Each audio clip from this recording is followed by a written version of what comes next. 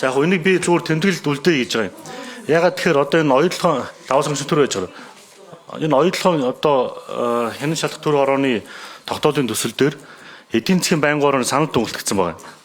Тэгээ эдийн засгийн байнгын орон санал дүнэлтэн дээр нь эдийн засгийн байнгын оронд тороор хуралдаанд оролцсон гишүүдийн зүгээс тогтоолын төсөлтэй холбогдуулан зарчмын зөрүүтэй саналын төвөнд гараагүй болно гэд эдийн засгийн байнгын орон санал дүнэлтийг хилцэн шийдвэрлэж өгнө гэж байгаа байхгүй юу? Тэгэхээр энэ чинь эдийн засгийн байнгын орон ямар нэгэн байдлаар санал дүнэлт гаргаж ийна гэсэн үг.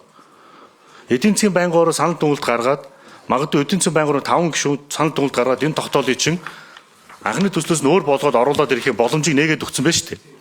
Тэгэхээр нэг бол энийг эдийн засгийн байнгын оронд буцаагаад энэ санал дүнэлтийг өөрчлөх хэрэгтэй. Тэгэхгүй бол эн чинь хилцээд зарчмын зөрүүтэй санал гаргаагүй гэдгийг тодотгоод байнгын орооны санал дүнэлтийг хилцэн шийдвэрлэж өгнөгөө өгүүлбэр нь дууссан байна.